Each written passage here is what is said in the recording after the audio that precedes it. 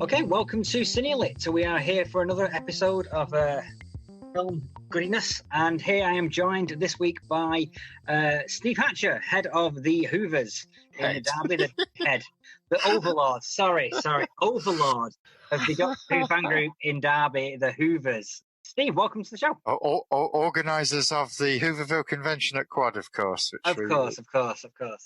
The very, very successful Hooverville Convention at Quad. Not half. Is Daryl still on holiday this week? Daryl is fighting tigers in Africa, or he is somewhere like that. Every time I speak to somebody about it, he's doing something else. Hunting tigers down in Africa. Yeah, or in a Vietnam prisoner of war camp, or something like that. Yeah. He'll be back soon. Daryl will be back soon. He's been moving house, so good. To his eyeballs, but we'll be back recording with Daryl fairly soon. But it does give us an opportunity to talk Doctor Who this week. We are going to look at the Doctor Who movies and failed movies and things that are described as movies but probably shouldn't be called movies during this episode. I should put my cards on the table and say though I enjoy film, I would call myself a television person, whereas some people are very much more movie people, aren't they? Yeah, like cats and dogs, isn't it? Well, no, because one can enjoy both, absolutely. But I'm a television person, yeah. So I guess maybe that's what we should go into. How long have you been a Doctor Who fan then? Well, the first Doctor Who story I watched would have been in 1964, which was The Web Planet. 64, The Web Planet, episode 1.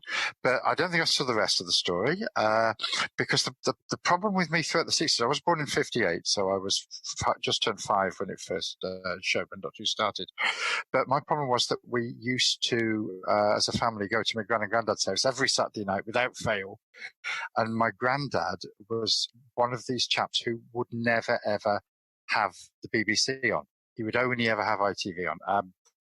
I for the life of me, I've no idea what the thinking was. The only thing I can imagine, because he could be a bit awkward on occasion, so the only thing I can think of is that he resented paying the TV license, knew that he had to pay it, but thought, blow it, even though I'm having to pay it, I'm not going to watch the stuff. But that channel changing knob never got altered in his house. So it was wrestling with Kent Walton, and it was I don't know, To Catch a Thief with Robert Wagner, and all sorts of things like that.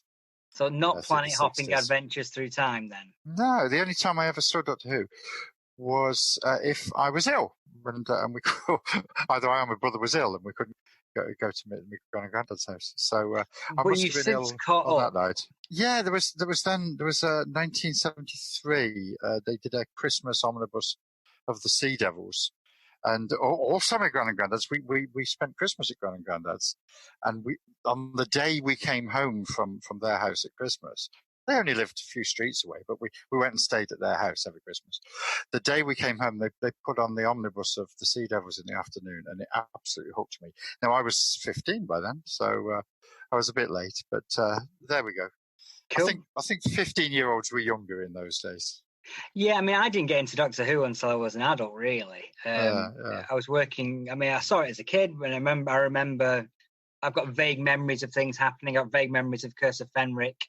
Yeah. I've got vague memories of Peter Davison regenerating into Colin Baker, but we didn't watch it as a rule in our house.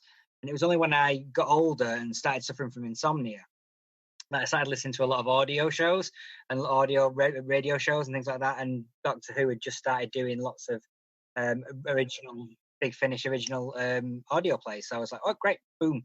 And that's how I got into I saw the movies. I saw the films at the cinema, the Cushing Dalek movies. Saw those at the cinema, and I know I had a Pop-O-Matic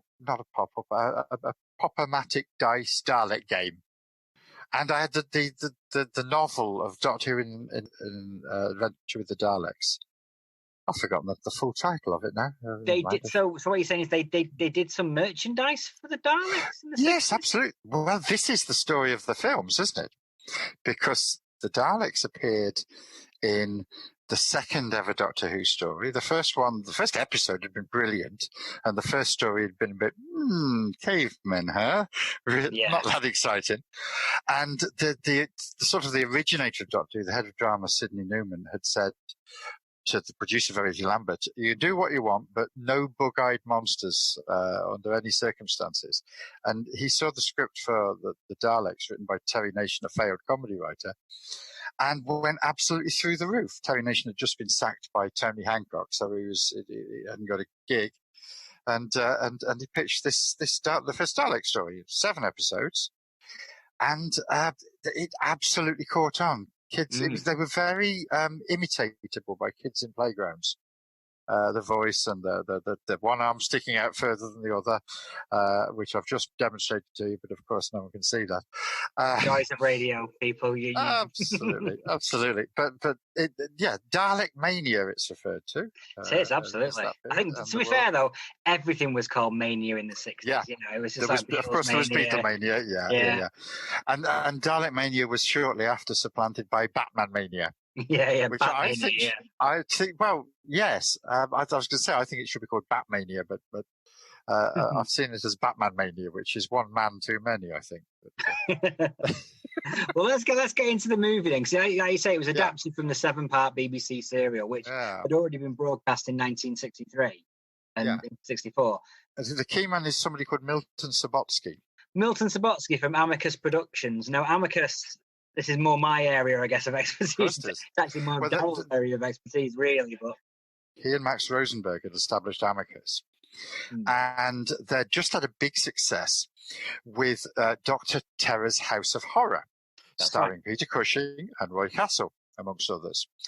And he was looking around for the next project, and I think it's sort of assumed that Amicus was intended to be a sort of a Hammer rip-off and just do horror films. But Subotsky was much more interested in what was going to make money for him than necessarily doing horror films, although it ended up going that way. And he alighted on the idea of, hang on a minute, all the kids are talking about these Dalek things.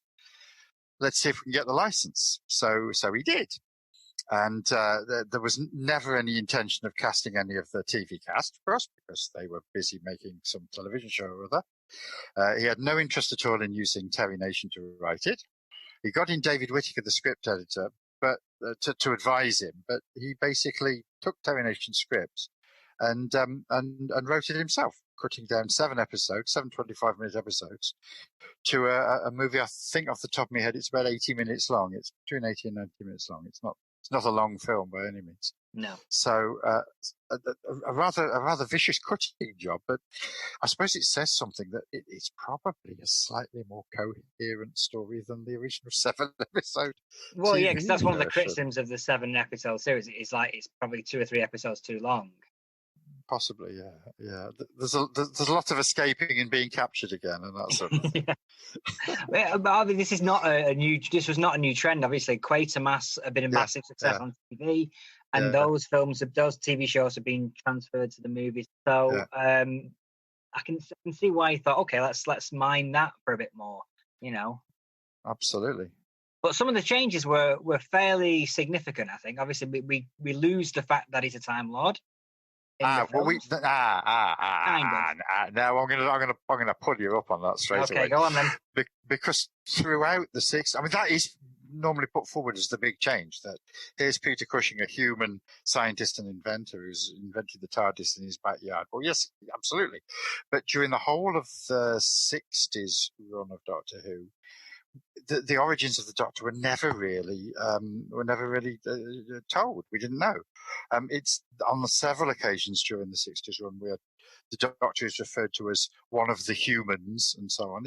It very much depended on who was writing it that week and whether the script editor noticed that wasn't quite what was the plan. It wasn't until the last story of the 60s, Patrick Troughton's last story, The War Games, that Time Lords was invented. That's where that came about. So it was perfectly in line with what had been seen on television at that stage. For the Doctor, I guess, but they do refer to themselves as travellers in the 4th dimension of time. So it wouldn't imply that he's not just invented it there and then in the movie. No, that's fair enough. That's fair enough. The biggest change, I suppose, was in the companions, who carried on with the names from the TV show. Mm-hmm. Ian, Barbara and Susan, but they were completely different characters. Susan was transposed from being the unearthly child of the TV show, the teenager, to the 10-year-old Susie or Susan, played by Roberta Tovey, who is sort of a wunderkind and is the Doctor's granddaughter still, absolutely. But Barbara is now another granddaughter rather than the teacher that she was on telly. Jenny Linden as Barbara, as again the Doctor's accomplice and other granddaughter, and again Roy Castle from Dr. Terror's House of Horror as the bumbling Ian Chesterton, who's transformed from science teacher to bumbling boyfriend of Barbara. Yeah, you do get that switch. Yeah. It's a harsh switch if you've been watching a TV show, watching William Russell playing Ian Chesterton as a sort of stand-up guy, clever. The hero of the piece. The hero of the piece. Yeah, and then you get Roy Castle bumbling around like an idiot. Yeah. That must have been a harsh. Possibly so. Yeah, I think so. I think so. Yeah, that would have been the biggest change. Yeah.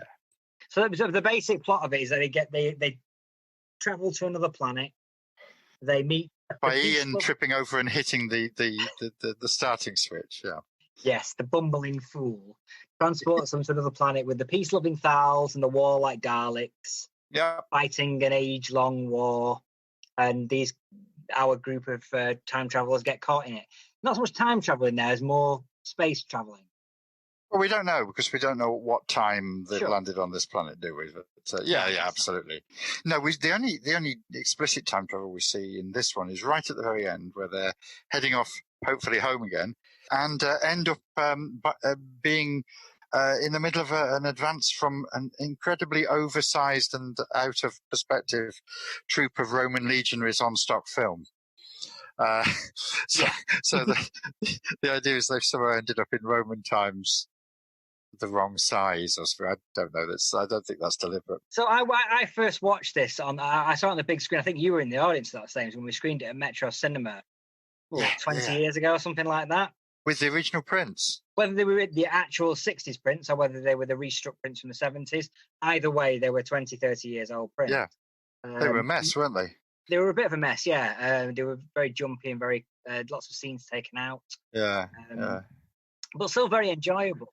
And the one thing that really struck me as being, and bear in mind I was sat watching it with my Spanish friend who had never seen these things before, was the ridiculously long countdown.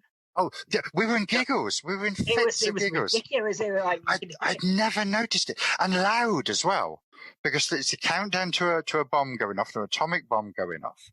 And Head Dalek is there with Doctor... Oh, that's the other big change from the TV show, of course, that he's explicitly called Doctor Who. His surname is Who, where he's never called that. Well, he is sometimes called it on television, but only by mistake. But anyway, Head Dalek is explaining to Doctor Who exactly what's going to happen. And in the background, you've got 99, 98, 97, really loud and intrusive. You do want several points for the Head Dalek to turn around and say, "Will you shut up? Do it in your head," or something like, "I can read." You do wonder what they thought the tension was by having such a jarringly long countdown going on. Jarringly long and very, very loud and intrusive. Yeah. And I guess that Dalek was building up his part, wasn't he? Oh, yeah. I guess the other thing that really stood out was, like, obviously, it's the first time we've seen Daleks in colour. Yep, absolutely. It's a big change. Yeah. That was one of the big selling points of the film. Yeah. Now in colour, Daleks in color on the American posters. Yeah. So that was obviously, you almost don't need, it's one of those things where, well, what else do you need? It's the same adventure as you saw on TV, but in colour, and that was enough to sell it in many ways. The Doctor Who in these first two films were Peter Cushing. He is absolutely... There are two selling points to the film. Peter Cushing, one of the biggest British film stars ever, and certainly at that stage, at the height of his powers, absolutely lording it over Hammer, who Amicus were lucky to get from time to time, and colour. Those are the two big selling points, Daleks in colour. Yeah. And Cushing is absolutely wonderful in this film. He's not the crotchety old man that William Hartnell was. He's a lovable old granddad who is seen at the beginning of the film in his house reading the Eagle comic when Ian comes in, which is a brilliant foreshadowing of what the Doctor was to become during the Patrick Troughton times. He's got that sort of childlike quality to him that William Hartnell really didn't have. No. It's more of a movie making sort of thing. I guess when you've got 13, 14, 15, 20 episodes of a series, you can start grumpier and crotchetier and mellow over time and layer the story. And in the movie, of course they did, yeah. In the movie, you haven't really got that time. You need to establish him as a type straight away, and they do. He's got to be the nice guy, hasn't he? Yeah, he has to be absolutely the hero. Yeah. You know? Yeah. But you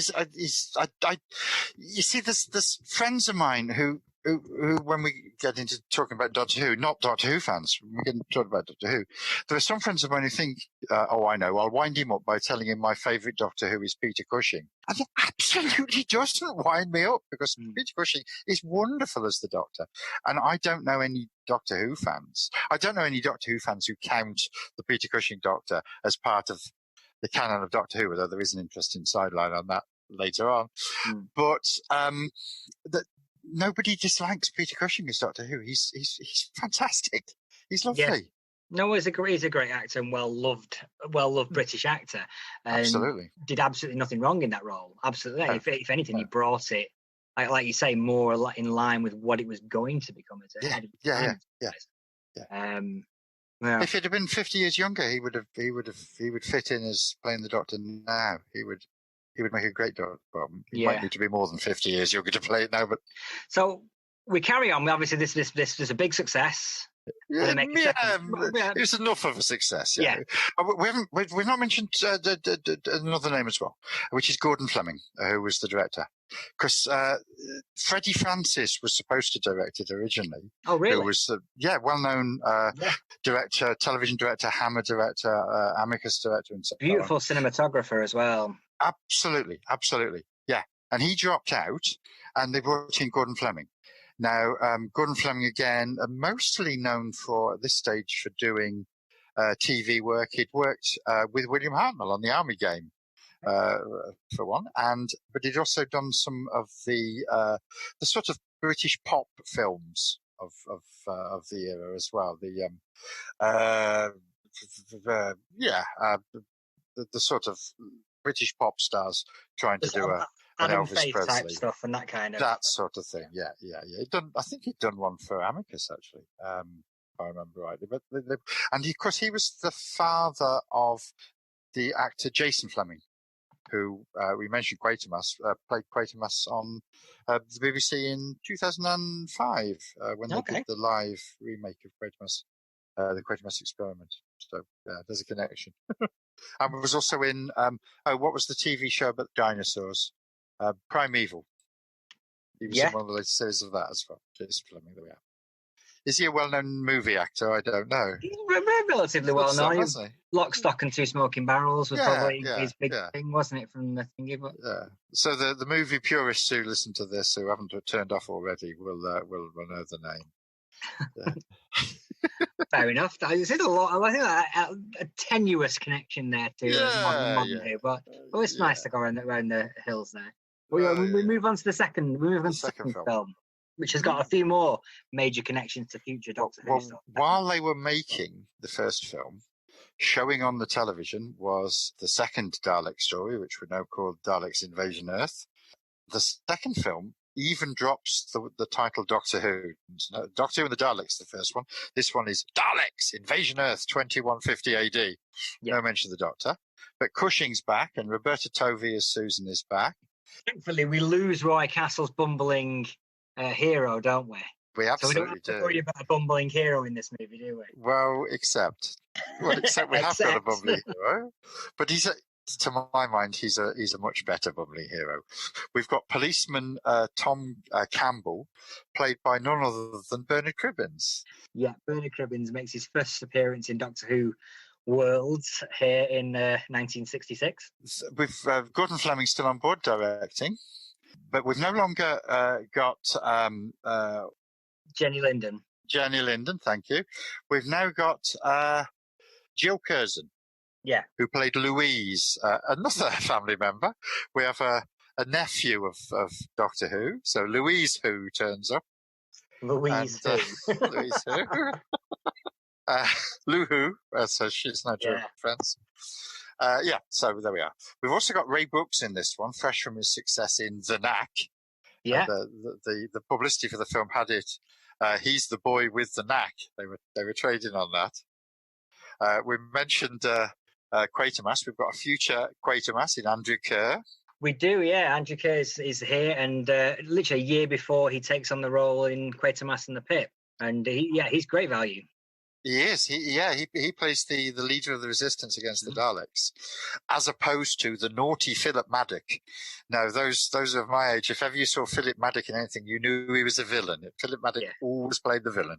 And he played the villain 5 times in Doctor Who, didn't he? Now, absolutely. So he old hat at that. He was in more Doctor Who episodes than some doctors. It's fair to say he was. Well, it is true to say. Yes, it is true. He was an absolute legend in Doctor Who circles, was Philip Maddock, and much missed.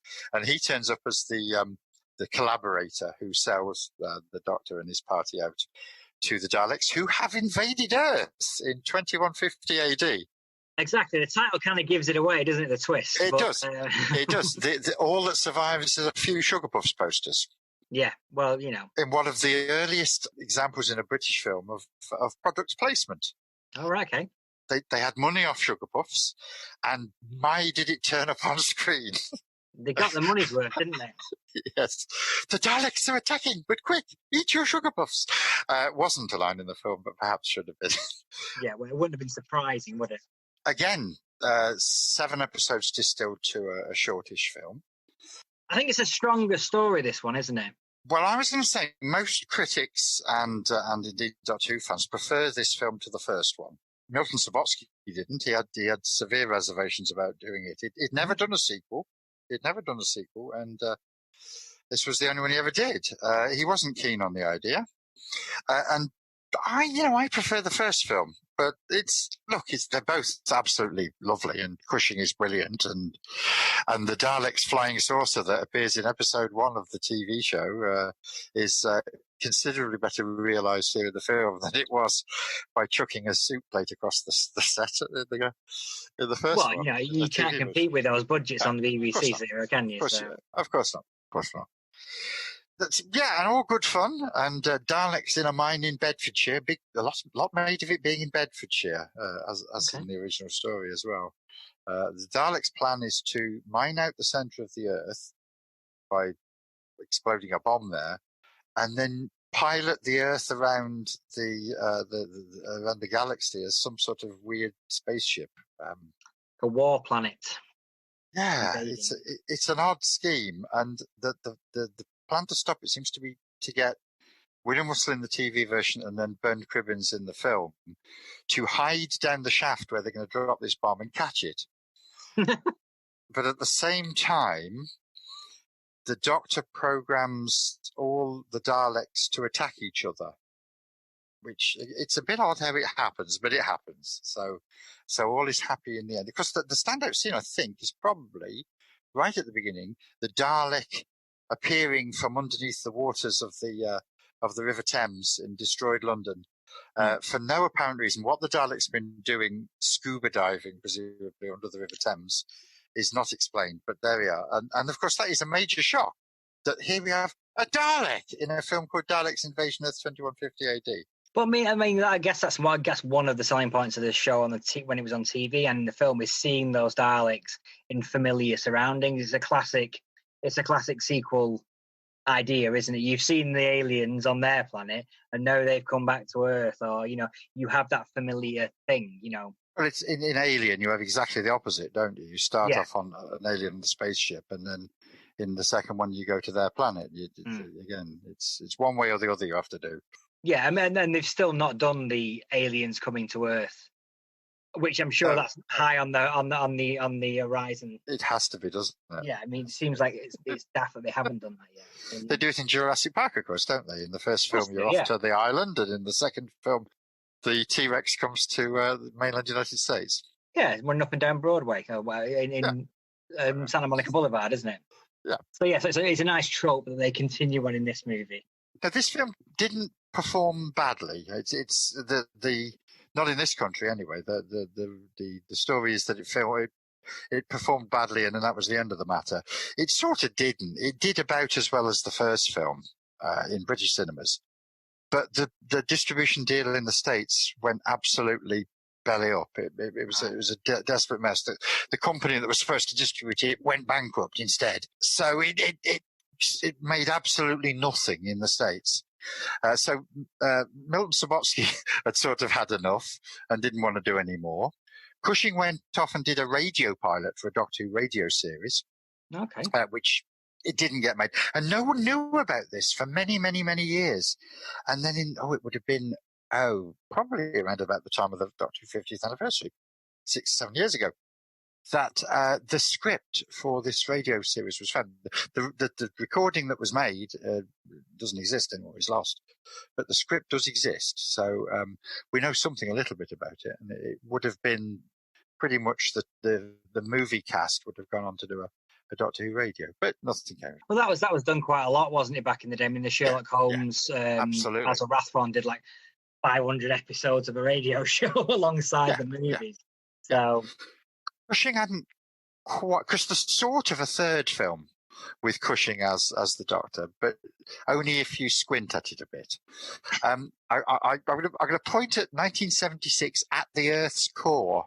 Right. One of those Doug McClure vehicles, following on from The Land That Time Forgot, in which Peter Cushing plays Dr. Abner Perry, who is called throughout Doc, or the Doctor, and plays the part and indeed dresses pretty much exactly as he does in the two Aru Dalek films. So for Doctor Who fans who are starved of more Peter Cushing's Doctor, squint a bit, look at At the Earth's Core, and there's another dose there. Subotsky hadn't quite finished either, because during the 80s he wrote a screenplay, allegedly. He claimed that he wrote a screenplay called Doctor Who's Great Adventure. And his idea was that either Tom Baker or John Pertwee would come back and play one version of a Doctor, and they would cast a young actor to play a second version of the Doctor. And he pursued the BBC for rights, and they told him, on your bike, Milt. So he didn't get anywhere with it, but there was that sort of a plan. Well, that leads us into some of the other near misses for Doctor Who. And I think the first major one that we want to talk about is the mid-70s Tom Baker attempt making a movie called Scratchman. Well, Tom Baker was towards the middle. It was the early part of the middle of his 7-year run as the Doctor. And he and Ian Marter, who had played Harry Sullivan on television, so it must have been at the beginning, actually. It must have been his first season. Yes, of course it was, 74, 75. He and Ian Marter had spent their spare time on set, sitting down and coming up with ideas for a Doctor Who film called Doctor Who Meets Scratchman. Now, Ian Marter was a proper writer and wrote TV episodes of things. He wrote some novels, wrote some target novelizations of Doctor Who, but he was a proper writer. Tom Baker was the Doctor. So they sat down, they came up with this story which involved Doctor Who, the Doctor, Tom Baker's Doctor, meeting the Devil and some living scarecrows, which of course was an idea that turned up much later on. Now, the plan was to get Vincent Price to play the Devil. And the names of Susan, George and Twiggy were also mooted at various times. The BBC was sort of smiling benevolently at it and saying, yeah, you carry on there. I think it kept them busy during the breaks, during filming, and the BBC were quite happy for Tom to be kept busy and not making a nuisance of himself on set. But it wasn't unusual. I mean, during that period, we had a Porridge movie, we had Being Served movie, for goodness sake. We didn't get a Doctor Who movie. For sitcoms, it was absolutely the done thing. Tom was very naughty because Tom went on one of these interview chat show programs and was talking about the possibility of doing this movie, and then happened to say, and if Doctor Who fans want this to be made, perhaps you'd like to send in some money. and many Doctor Who fans sent in their pocket money to put towards making Doctor and Scratchman. And Tom was told, Tom, you've been very, very naughty. That's illegal. We need to return it at once. So there. Yeah, whether this was ever really going to go anywhere, it hung around in development for many years. The Doctor Who Appreciation Society were absolutely convinced it was going to happen any time, right up to about 1977. It was still on the cards as a possibility till about 1980, but it didn't happen. And then it came. It finally was novelised. Last year, 2019, it came out as that year's big Doctor Who novel under the name Tom Baker. Tom Baker's Doctor Who novel, Doctor Who meets Scratchman. It was actually written by James Goss, who was a very proficient writer, with Tom going, occasionally as he looked at various parts. So the story came out basically because they'd run out of Douglas Adams stories to novelise. Well, that leads us into the second. Very nicely into the second major adaptation potential of the movie. It's almost like we planned this thing. Doctor Who and the Cricket Men. Yeah, Douglas Adams. It's sometimes forgotten that Douglas Adams was script editor on Doctor Who for a year in the late 70s, and he rather liked the idea of doing a movie. Very probably the reason it never happened was Douglas Adams, because anybody who had ever worked with Douglas Adams knew that it would have taken him about 10 years to write the thing. It wasn't one of his mottos, was like he loves the sound of that sound as the deadlines fly by. Yeah, the whooshing sound that deadlines make. Exactly. They fly by, yeah. Yeah, there wasn't a bath long enough to get this film written. No, which was again one of Douglas's big things. He would lie in the bath for hours and hours. Yeah, but there were discussions with Paramount and with the BBC, so it was possibly going to happen. Well, it was first mooted before we became script editor in '76, and it was sort of on the cards until about '81. So pretty much at the same time as Scratchman was around as well. True to form, Douglas Adams never wasted a story, though, because should you choose to read the third Hitchhiker's Guide novel, Life, the Universe and Everything, that's basically the story that he was peddling as Doctor and the Cricket Men. Right. He reused it. And then again, true to form, the 2018 Doctor Who big novel of the year, again written by James Goss, was Doctor Who, The Cricket Men. So the story did come out in the end as a novel. Well, it's Life, the Universe and Everything, crossed out Arthur Dent and insert the Doctor. Okay. Pretty much. Yeah, it's... you can enjoy both, of course you can, but you have to believe in parallel universes to do so, I think. Yeah. So that gets us into the 80s then, doesn't it? When Doctor Who was arguably at one of its low points, where it was falling in the ratings. The BBC seems to be going at war with it, After the 20th anniversary in 1983, when Doctor Who was everywhere and was being lauded from every rooftop in the land, the decline was sudden and dramatic. And as you say, new management at the BBC, people who didn't appreciate the history of the show, people who looked at it and went, but compared to what you were doing 20 years ago, this is rubbish. They weren't going, compared to what we gave you to make it 20 years ago, we're giving you peanuts, which was the obvious conclusion to draw for why it was not quite so wonderful in that period. But anyway, it for whatever reason, it had lost love of the BBC. And it did seem as if the BBC were keen to work with anybody, not work with them, but to palm off Doctor Who onto anybody who was happy to make a movie out of it, to avoid then the necessity of having to carry on making the TV show.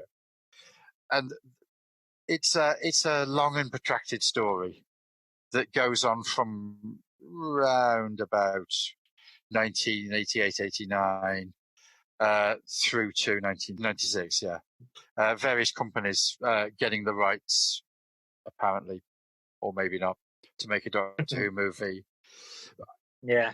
Well, the strange one that was the Michael Jackson rumor. Oh. What was that all about? Well, if I read you a list of names of people whose names were attached to the part of the Doctor during this 5-6 year period, then we've got Michael Jackson, Bill Cosby. Either one of those would be fun, wouldn't it? Yeah. Yeah. Eric Idle, John Cleese, Dudley Moore, Bob Hoskins, Brian Ferry. Brian Ferry. These were all talked about in terms of directing it. Nicholas Meyer, who had done the first Star Trek film he did. First one and second one, I believe, as well. Right, okay. And talking of Star Trek, Leonard Nimoy, the director of the third Star Trek movie, were both supposed to be directing it for a while. 3 main companies involved here. Coast to Coast Greenlight, as I said. Tim Curry and Donald Sutherland. Forgot those as well. Yeah, I heard Pierce Brosnan as well. Wasn't Pierce Brosnan involved in one? I've not heard that one. That's a new one for me. Excellent. I heard there's a Pierce Brosnan one as well. There was a company called Dalton Rays who were involved, who produced a script called The Last of the Time Lords, written by an established Doctor Who writer, Johnny Briggs, which was pretty horrible. I've got that script. We can say it now. Johnny Byrne is dead, so we can say that now. Dalton Rays, and it seems that while Dalton Rays had got the rights to it, the BBC were approached by Amblin, Steven Spielberg's company, and the BBC looked at Dalton Rays, Amblin, Dalton Rays. I think we'll go with Amblin. So, despite the fact that they'd got a contract or they'd given the rights, they'd sold the rights to Dalton Rays, it is alleged that they then had discussions with Amblin and said, yes, Amblin, you go off and make a Doctor Who movie. They withdrew the rights from Dalton Rays, which some years later led to a court case. Dalton Rays, in the end, went bankrupt and sued the BBC for damages because of this action. Yeah. It was all over the Doctor Who magazines and everything at the time. Steven Spielberg to make Doctor Who movie. No. Steven Spielberg was never more than very tangentially involved. Yeah. The key guy was a fellow called Philip Siegel, who had worked for Amblin, had been involved in the Young Indiana Jones Chronicles, and one or two other things that they'd done. He was actually British born, and had loved Doctor Who as a child. He'd gone over to emigrated to the States, but Amblin lost interest when Philip Siegel left the company because he was the one who was interested. And Spielberg sort of made a present to him. One of his leaving gifts when he left Amblin was the rights to make Doctor Who. So, or any Amblin interest in Doctor Who, let's put it that way. And we know what that led to. Well, that's the Doctor Who movie from 1996, the TV movie, as it's known as now. But it was, I guess, a pilot at the time. Well, again, people say that, and people say, "Oh, it was a failed pilot," and that sort of thing. But it sort of wasn't. It was. They'd wanted to make a pilot, and they'd been told, "No, we haven't got room for another pilot. You can make a movie of the week." Yeah. The distinction is a bit unclear, but there was never a suggestion really that make it good, and we'll make a series of it. It's what's referred to as a backdoor pilot, that it's done as a movie of the week, and if somebody somewhere likes it, it might get picked up, but probably won't. There were certainly plans for vague plans for what they would do afterwards, but nothing. Well, just watching it doesn't feel like it's a movie of the week. It feels like it's a pilot. Well, except that they jettisoned all the cast apart from the Doctor at the end, didn't they? They brought in. Well, they did, but what I meant was in the way that the show is constructed, it's very much rooted in the history of the show. They do tinker with things, but we see the Seventh Doctor arrive. He regenerates into the Eighth Doctor. you get that history of the show. You get references to that. It's not like a reboot. I mean, all the fans were going, "Hey, Sylvester McCoy's back. Hey, they've got Daleks for about 30 seconds. Haven't they got funny voices? Hey, the Master's in it," and all that sort of business. But that utterly sabotaged the film, because for the first 40 minutes, you've got this guy running around in his little hat and his umbrella and all the rest of it, and the new viewers there are just getting used to that guy, and he's gone, he's dead. And Paul McGann takes over the role, and for the next 20 minutes or so is struggling to find out who he is before he becomes the Doctor. You've got a great companion in Dr. Grace Holloway, played by Daphne Ashbrook. Who is brilliant. We've had it quite a couple of times, haven't we? Daphne, who's lovely. You've got the master played by Eric Roberts, which is an interesting casting choice. He's enjoying chewing the scenery in this role, isn't he? He really is hamming it up, which is fine, you know. It's traditional for the Master in some ways, Absolutely traditional for the Master. Exactly. So I get the criticism. But if Eric Roberts says, here's the role of the Master, here's a bunch of tapes of Anthony Ainley playing the role in the 80s, I can see how we came to that conclusion. He's streets ahead of Anthony Ainley. Yeah. Absolutely. I mean, he's Eric Roberts, for heaven's sake. Of course he is. Of course he is.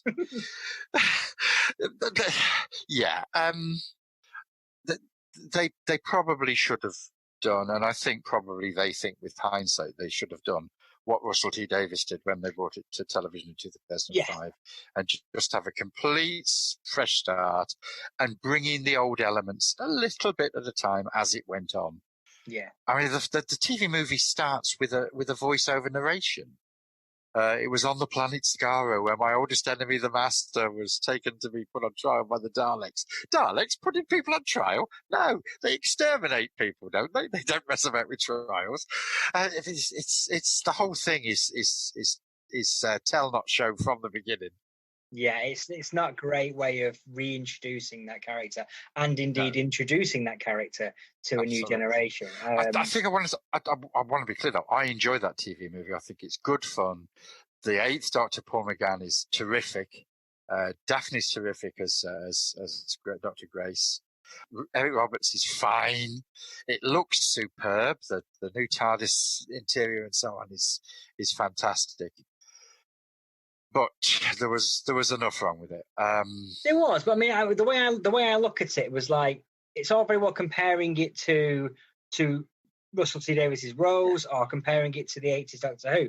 But what you really should be comparing it to the Highlander series from the mid-90s. You should be comparing which I loved. Yeah, but you should be comparing it to the shows that it was up against around that period. Yeah, absolutely. Star Trek, Deep Space Nine, that kind of stuff. I feel sure it would have been a successful TV show, and it fits in with that. It got a good viewing figures in this country. It got 9 million watching it in this country. People would kill their grandmothers for 9 million now. So. Yeah, despite the fact that the VHS release of it was a week before it was shown on television. Yeah. Despite the fact that the novelization was already out, despite the fact that whatever. I was working at Blockbuster Video at that time, and that VHS flew off the shelf. Absolutely flew off the shelf. Well, I watched it because I bought the VHS when it came out. I don't think I actually watched it on broadcast because I'd only seen it a week before. Yeah. I think it could have ended up with even bigger viewing figures if they'd organised that properly.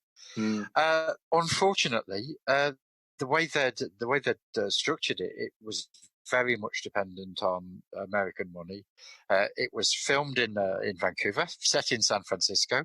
It was a co-production between Fox and Universal and the BBC. So there was a lot of American money as well as British money, and a lot of the rights were signed over to Fox and Universal as part of the deal. Unfortunately, in the States, it was put up. It was shown in the States before it was shown in Britain, by the way. It was put up against season finale for Roseanne, which at the time was a very big. Can you imagine if it had been Bill Crosby or Michael Jackson against Roseanne? The amount of hate in one evening on television would have been furious. So, and it was the episode of Roseanne where her husband, Dan, had a heart attack, which everybody knew was going to happen. So it was a big moment in the history of Roseanne. And there was this quirky British TV movie on the other side with this.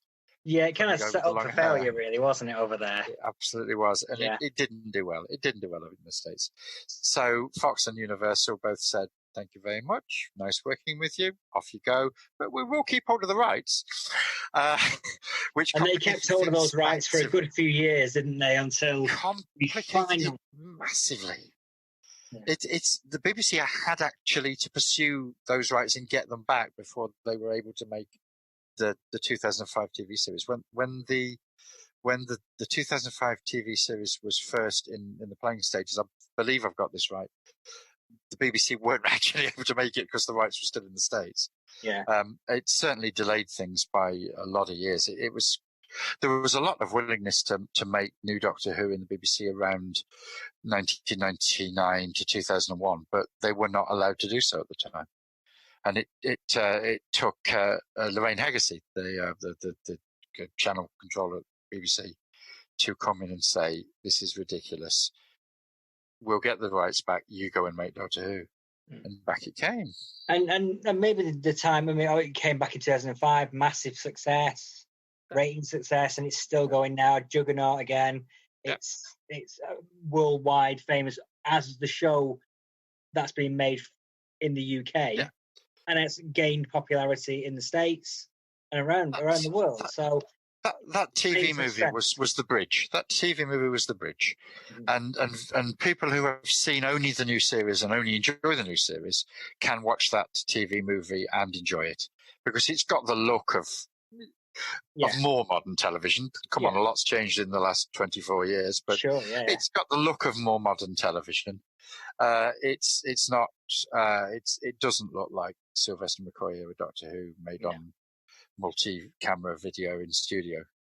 So we've got a new generation of fans watching, and we get 50 years of Doctor Who rolls around, and we have a big TV special, the Day of the Doctor episode, reuniting a past Doctor David Tennant with the current Doctor Matt Smith and a newly created missing Doctor in the guise of Sir John Hurt, former Quad patron.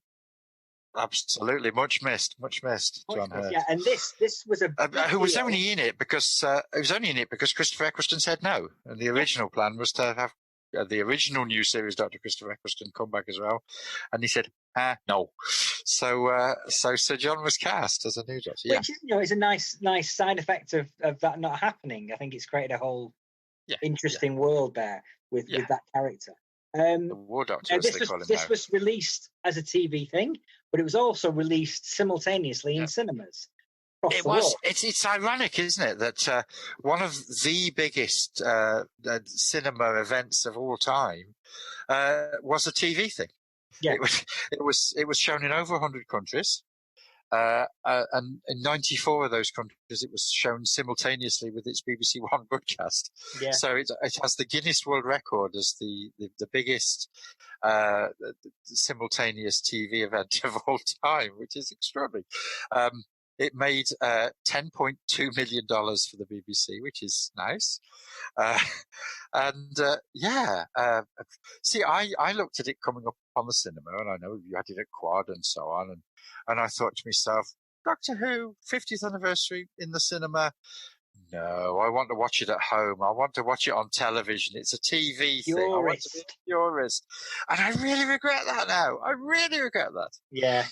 Well, it's like watching old Doctor Who episodes and not watching them on a small, crappy TV. Exactly. It's exactly that, isn't it? Why would you do that? Exactly.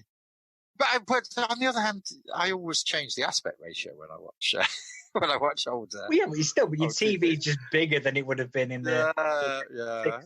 So. Yeah, it is. Yeah. Anyway, so we get it in there, and it's like I regret it.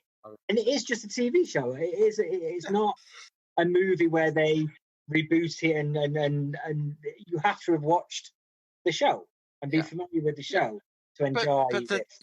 So even more so, I think, is the 1996 Paul McGann TV movie. It was a TV show. It wasn't a movie. They call it a TV movie. but it was never intended for the cinema. But the Day of the Doctor was, yes, it was a TV show, but from the beginning it was intended for cinema broadcast as well. It was made. There were two versions of it. There was the 2D version and the 3D version. Do you remember the days when 3D was briefly popular again? It happens about every 20 years, doesn't it? Yeah, it does. And this one's hung around for a bit longer than it usually does.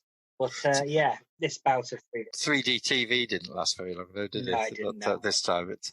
But they capitalise on that basically in the first 5 minutes of the show. Yeah. And then the rest of it, they kind of forget about the 3D thing. It's like, yeah, we'll get on with it. We've done our bit. We've done a bit where we've poked the camera like that. You know, we were sticking to the front of the camera. We've done that, so we can crack on with the story now.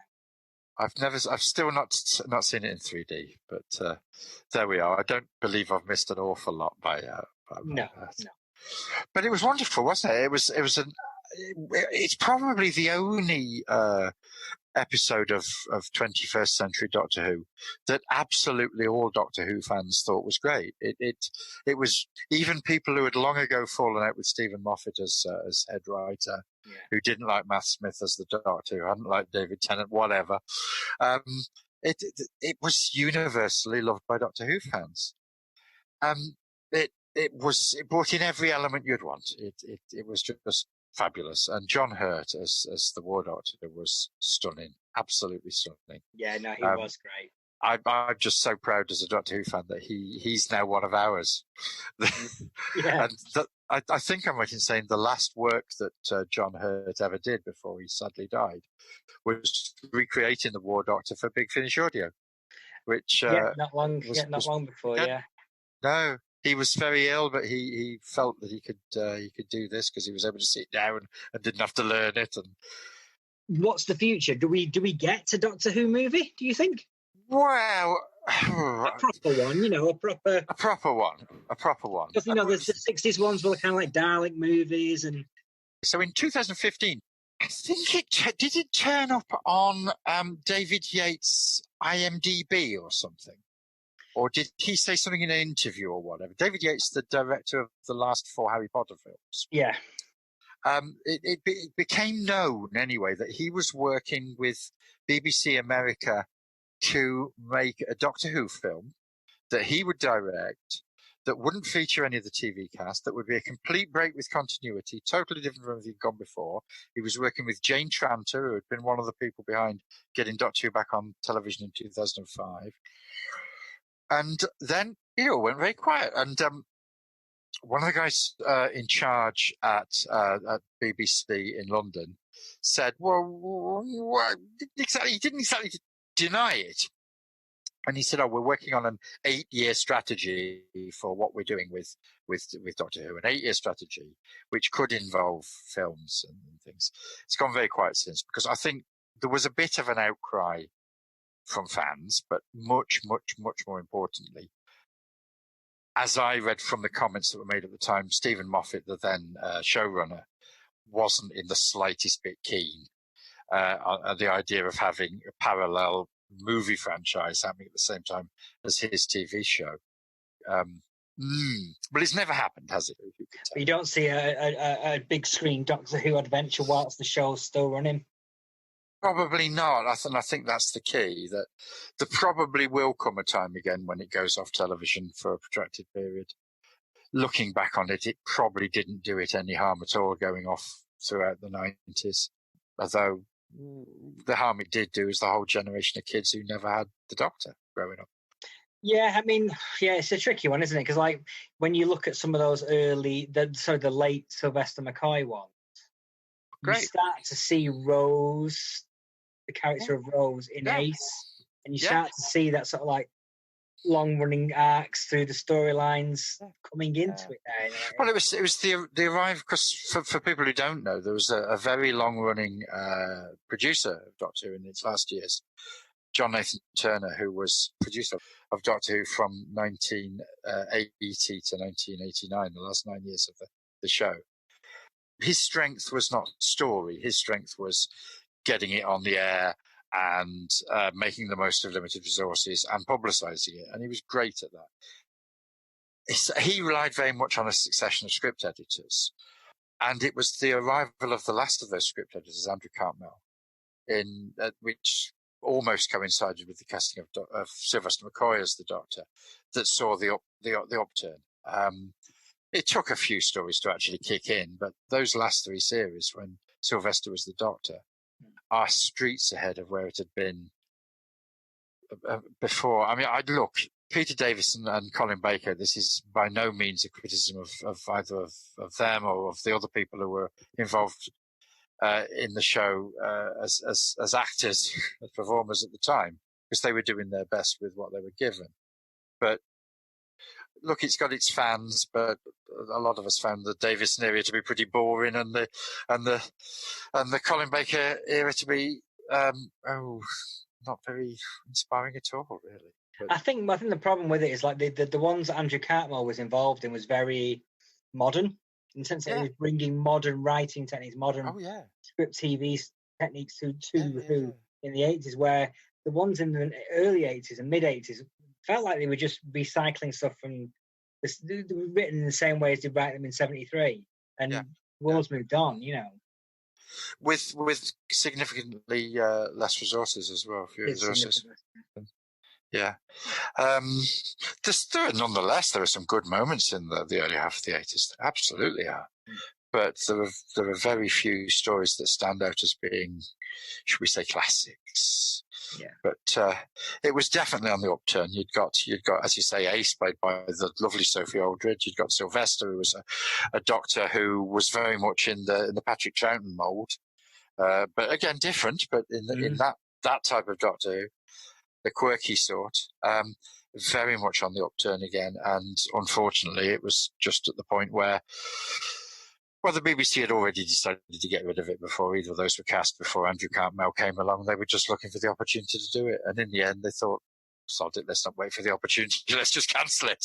And that's the thing. It's like, well, yeah, I mean, cancelling it allowed it to become back bigger and better. Yeah. In some ways, I mean, because ultimately it's one of those stories where it's such a great idea for a TV show that it's why it's still going now. There was no point them still carrying on to make it if the only people who were committed to it were the people who were actually involved in the making of it. Yeah. If the hierarchy at the BBC thought it was a pile of rubbish, they hadn't convinced the hierarchy that it wasn't. It sort of had to finish and then come back when it had got the support to do the job properly, which is what it did. It did, and here we are now discussing it. Yeah. Cool. Lovely. Yeah. Well, that rounds it off. Steve, thank you so much for joining us today to talk about Who. Thanks for having me. The movies. It's been lovely. I've been learning a lot about cinema from listening to the podcast, so it's nice to take part. It's very good. Cool. Lovely. Thank you very much, and speak to you soon. Look forward to getting back in quad soon. Yes, absolutely. We're reopening fairly soon, 7th of September, so we will be back up and running then. Looking forward to it.